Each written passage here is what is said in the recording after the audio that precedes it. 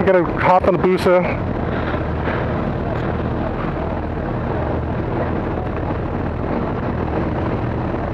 Tail end Charlie in the Busa ride. Hopefully we have everything under control.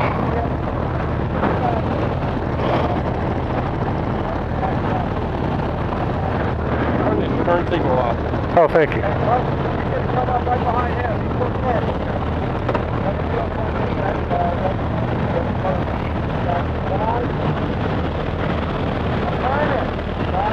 Follow the instructor. Okay. Man, this thing steers funny. Steers funny steering. After that last ride, bars are so, it's like they're so low and so tight. But he put me right behind the instructor so I can not do any slingshotting. Man, this thing is like a beast.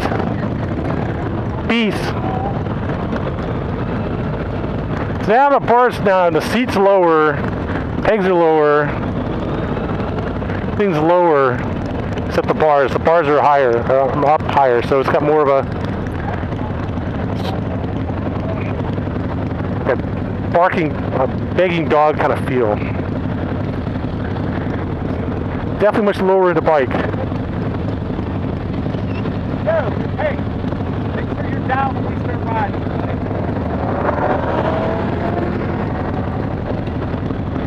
So,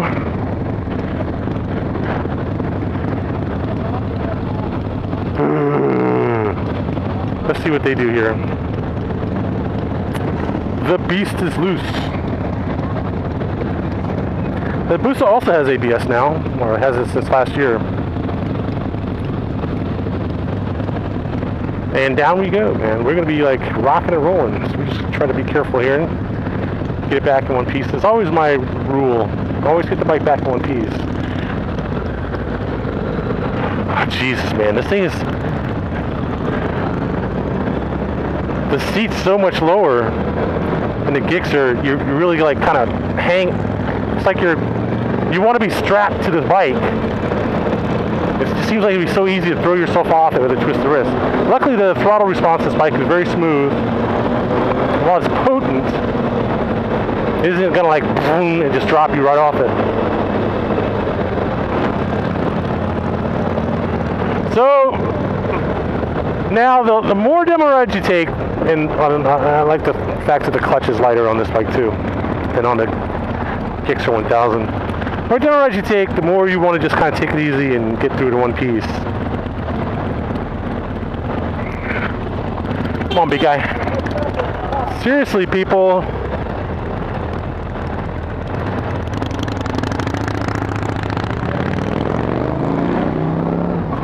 Whoa. Sorry about that. I thought you were gone. All right. Okay. All right, let's try it again. Damn. Whew. Almost ran right into him.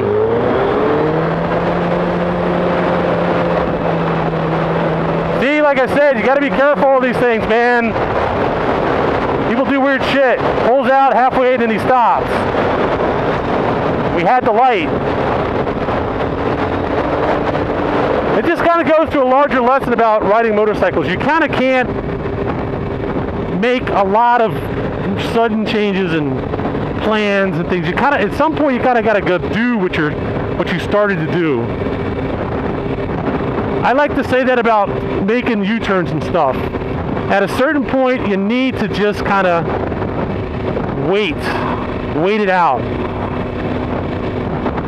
Go down, find a good place to turn around, take your time. Always take your time. Try not to rush anything. You don't want to be making any sudden kind of, panic moves. That's why when that guy started dipping around in here in this corner, I just said, fuck that, I can't deal with that. It was just so unnecessary and stupid and distracting. So this guy is not being very wise behind me on this bike. He's riding up into the inside of me making a right turn. He's riding too close. So I have to give him a little warning here. 2 seconds, okay?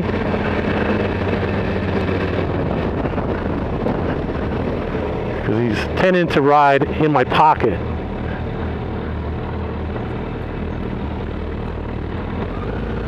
I'm surprised nobody comes around there. God damn.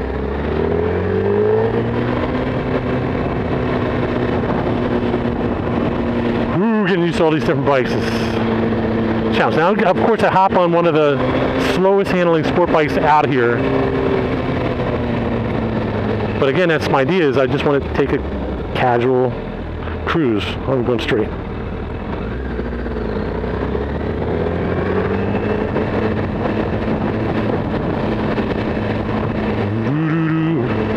Nice amount of heat coming up from the Busa. Right around in first gear at 4,500 RPMs at 30 miles an hour. Clutch lever is very light though, surprisingly light. Just ride right over it. Why do we do this dipping around bullshit? So this thing we're going to have to take slower turns just because we want to give ourselves an extra margin for error in our turns.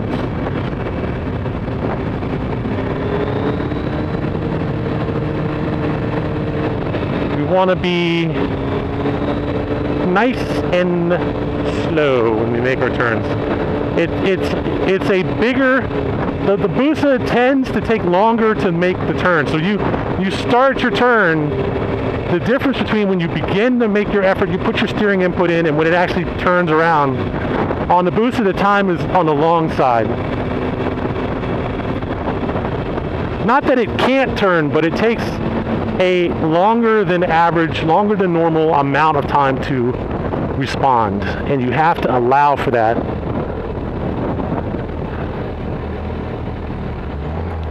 You have to be ahead of the game with this bike. You don't want to put yourself behind the 8-ball.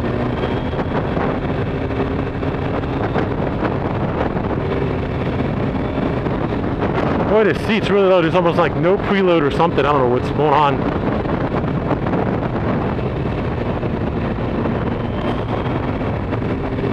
Very easy bike to ride fast, but also very easy to get yourself a little bit over your head. And you're kind of like going, Mamma Mia, please, Mama Suzuki, make this turn.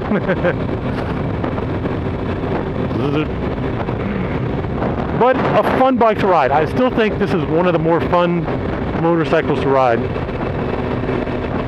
That's why I didn't have any problem hopping on it. It's not as fast as the ZX-14R. Doesn't have quite the power band, doesn't have quite the punch, but it has plenty of power. There's 90%, 95% of the power of the ZX-14R is nothing to sneeze at.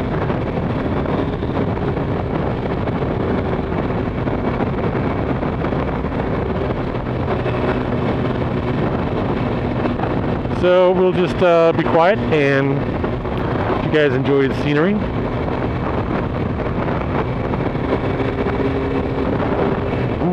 And the purr of that engine. A reasonable 4,000 RPM in second gear.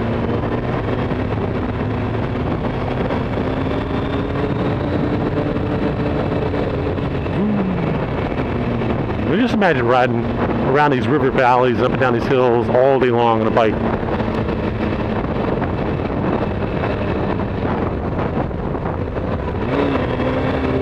That's the thing you want to do on a motorcycle, if anything. The problem is, when I came up here today, I came up 70 to 68 from DC, and then I took 220,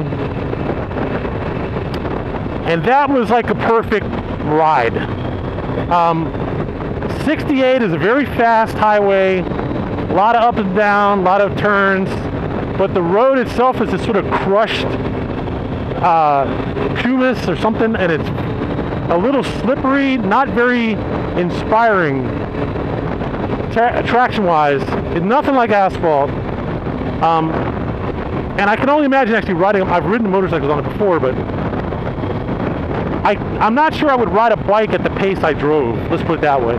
And I wasn't even going that fast. There was plenty of SUVs and stuff that were, you know, that were just riding like it was no problem.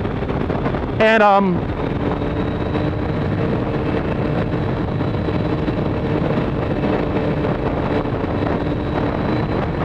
literally, oh, there's a turn? I didn't notice. And I could feel my front tires, which are probably getting a little bit warm, but still, I can feel my front tires slipping on that Pumas. I'm just not sure I want to come out on a bike and ride it like that, like I would drive it. But it would be interesting to ride it again. I haven't ridden it in a while. And the second thing is 220 was awesome. Now, Johnstown is at the top left corner of a square from Washington, D.C., and there's two ways I can go. I can either take 70 up to 76 and then 56 out to Johnstown, which is interesting, but it has some slow parts through traffic lights and stuff. Or I can take 70 to 68 to 220 just short of Cambridge, and then come back that way, which is much more interesting, much more of a challenge, much faster, but it doesn't have any, you know, like stopping at McDonald's, stuff like that. You really have to hit the few rest stops. And if you want a balls ride, take 70 to 68. You get on 220 just before you start coming down the hill into Cambridge. Is it Cambridge or whatever that town is? Not Cambridge. Cambridge is south on the eastern shore. Never remember what the hell the name of this town is, but it's on 68 before you get to Hagerstown, I think. Frostburg. And there's another one. I can't remember the name of it off the top of it. It starts with a C. But it's the town where you go flying down a steep hill, steep mountain, and it goes down through the town at like 40 miles an hour, and then you go flying out of it up a steep hill. And it's really interesting to ride through. And of course, this time when I came to ride through it, there was an accident on the highway leading down into, well, somewhere in the city, and it was all backed up to just before 220. So I said, fine, I'll take 220, which is good because that was the road I needed to take. And I was looking for 216. 216's on the other side.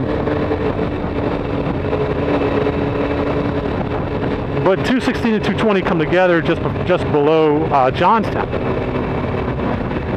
Or, sorry, 216 goes west of Johnstown, and then you have to take 30 back to the east to get to 220 in Johnstown. But there's a number of ways to do it. I've done it a couple ways. And I would say that the fun thing about it is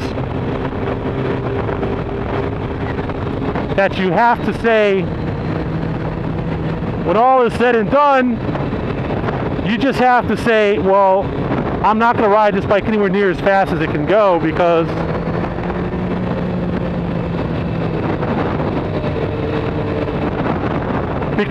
the roads are just a little bit too tight. But they would be a good match for a liter bike or a Busa. Nice flowing roads.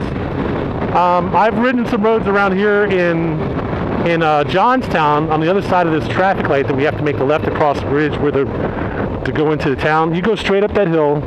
There are some awesome tight ass roads. Like you go around here to the right and it just kind of follows the lay of that river, and it's not so bad. But going up that hill when we get to the traffic light, that is a ride. That is a awesome ride. And I did it in my car, and it was awesome. I have yet to do it on my bike. But what it does is it comes into Johnstown from the south, or from the west, as opposed to from the east, which is where 271 comes into it. And if you really want a good ride, that's the kind of ride you take.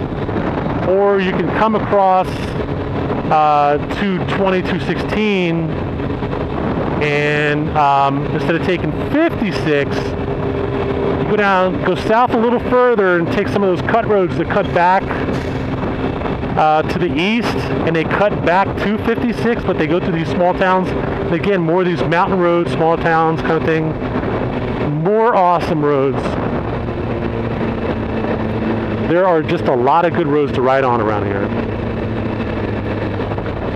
And living here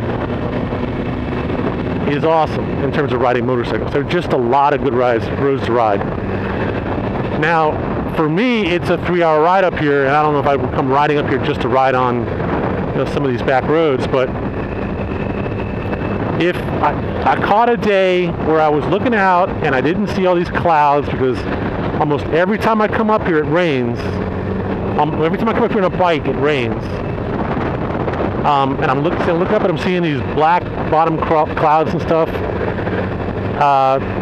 That stuff itself will not rain. Unlike in Virginia, sometimes it does. A tornado coming out, a thunderstorm comes smoking in, just literally just instantly takes over, dumps a ton of rain and then leaves. I have yet to have that happen in Pennsylvania, which you see it coming in, you see the clouds get thicker, you see it get more dense, and you see the storm coming in, and man, that thing it's on the way, it's coming.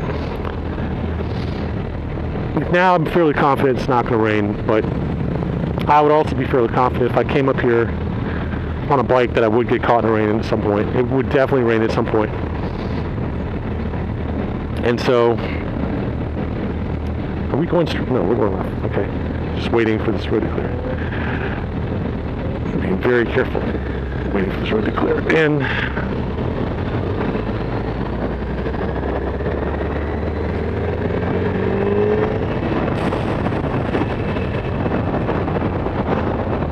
I'm never really comfortable coming up here on the inside.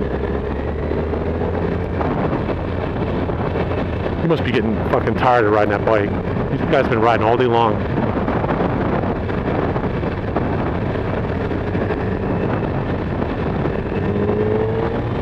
This is not exactly a good place to fly.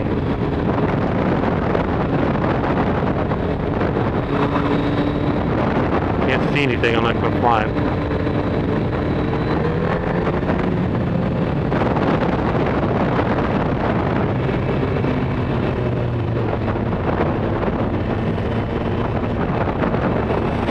I did that for the guy behind me. To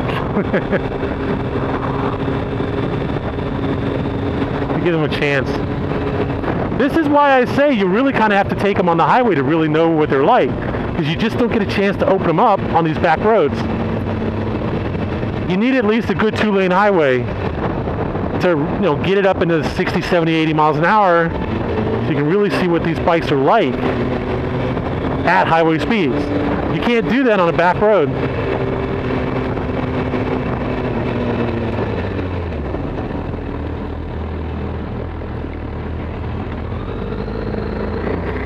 It just can't be done. You don't have enough room to do it safely. And of course, if you're going to ride a motorcycle on the highway, that's what it would be like, is riding at 65, 75, maybe 85 miles an hour every now and then. Woo, right in the gravel.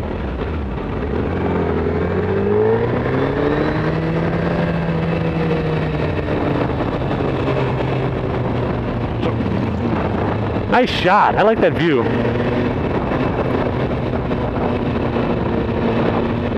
This is a beautiful day. So the clouds are not really great, but you know it's going to rain here sooner or later. It's just a question of when. But they've held off the entire time I've been here, and I'm like happy.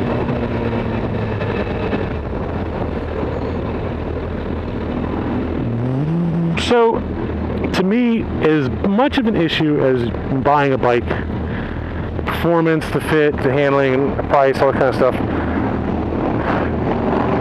the issue of rain is something you have to take into consideration just as much. You have to think about how you would ride, or if it starts to rain, what are you going to do on wet roads? what are you going to do when you stop the bike? Or where are you going to park it? How are you going to secure it? You have to think of these issues as much as anything else, because you can't ride a bike and ignore the weather like you can a car. And when you ride, the longer you ride, the more you take a bike out on a ride, the farther you go, the more likely you are going to get caught in the rain. Now this corner is kind of treacherous, so I need to shut my mouth here.